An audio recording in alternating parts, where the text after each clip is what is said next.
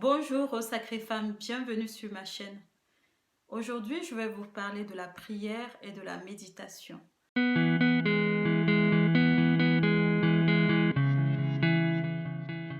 Est-ce que méditer, c'est prier ou est-ce que prier, c'est méditer? C'est ce que je vais vous expliquer dans cette vidéo. D'abord, j'ai envie de commencer par la prière. La prière, des fois, on peut s'adresser directement à Dieu. On s'adresse à Dieu, on invoque Dieu, on intercède, on peut demander qu'on appelle ça, par médiation, d'intercéder auprès de Dieu. On peut adorer Dieu, on peut des fois passer par des objets pour qu'on appelle ça, s'adresser à Dieu. Donc, il y a cette forme-là de prière. Des fois, on peut prier seul, on peut prier à haute voix, on peut prier à l'intérieur en tout cas dans son cœur, de manière silencieuse. On peut prier en groupe, on peut avoir un lieu saint, un lieu sacré où aller prier. On peut également, comment on appelle ça? On peut chanter pour prier. On peut à chaque fois avoir des objets type la croix de Jésus par exemple pour prier. On peut passer par les chapelets pour prier. Donc il y a les différentes formes de prière. Donc ceci va nous permettre justement d'être en communion. Je dis un peu la phrase un peu catholique, d'être en communion avec Dieu. Et au niveau de la méditation, pour moi, ça va être à peu près la même chose. Parce que des fois, lorsqu'on médite, c'est on médite pour être en communion avec son être.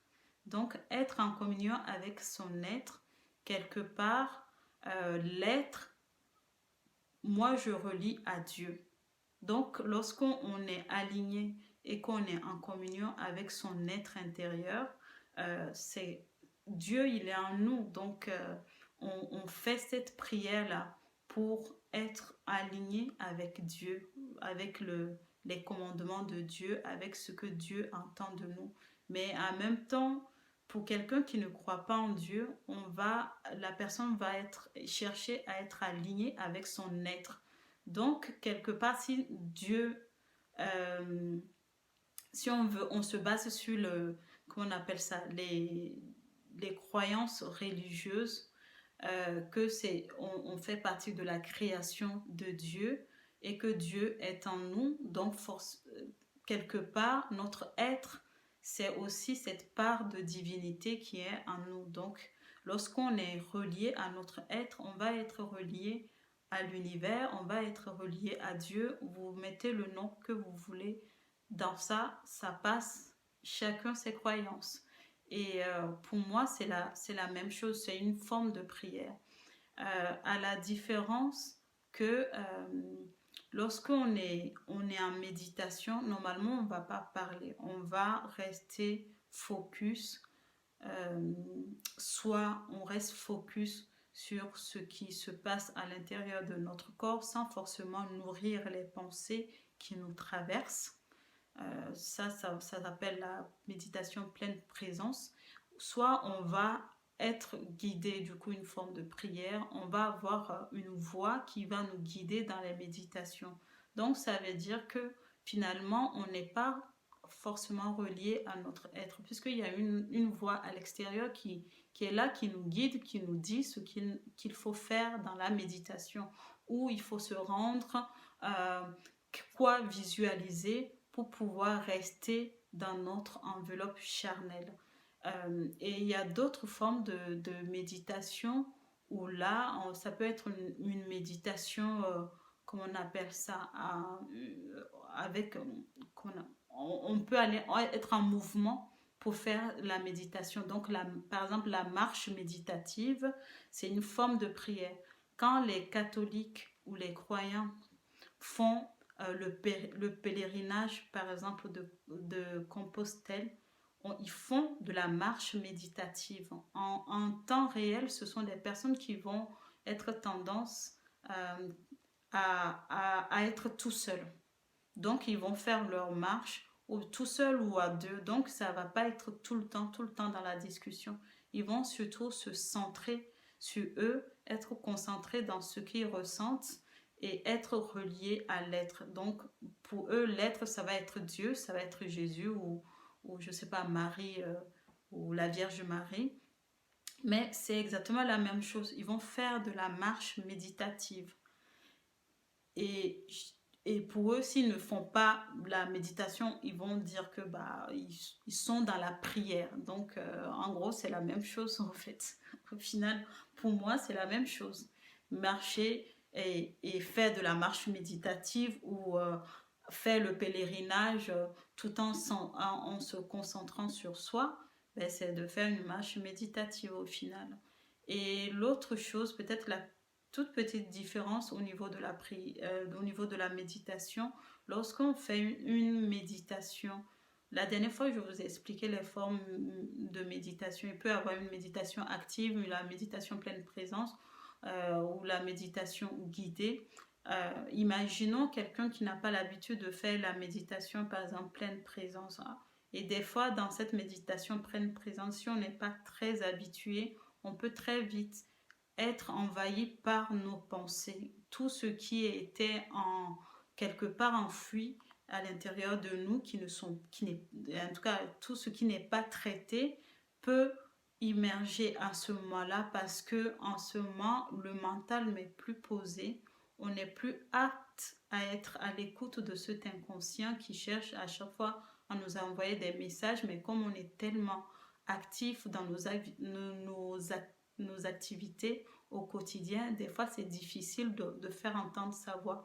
Donc si on débute dans la méditation et qu'on reste, là ça peut des fois être compliqué parce que on peut avoir des sentiments là qui vont surgir auxquels on ne s'y attendait pas. Du coup, ça peut être compliqué à gérer. C'est pour ça, des fois, c'est très important si vous débutez, si vous voulez faire de la méditation pleine présence, de contacter les personnes qui ont l'habitude de faire cette pratique-là depuis des années, qui vont vous donner les enseignements nécessaires pour pouvoir débuter. Des fois aussi, n'hésitez pas à faire seulement que 5 minutes. 5 minutes, ça peut paraître très long lorsqu'on n'a pas l'habitude. Ça peut être très très long parce que dans ce coup, vous verrez la force de l'inconscient.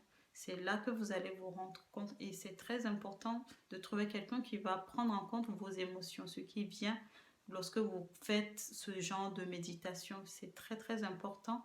Donc, vous pouvez aussi avoir un cahier. Vous prenez un cahier, vous mettez à côté et à chaque si vous observez qu'il y a quelque chose qui remonte qui n'est pas du tout agréable on a du mal à vivre avec ça, donc, vous prenez le cahier, vous notez, mais après, il est important de traiter ce qui est sorti. Ne restez pas avec et ne restez pas avec ça. Sinon, ça peut vous bloquer, ça peut faire que vous allez fuir cette méditation, alors que c'est très bénéfique, ça aide énormément.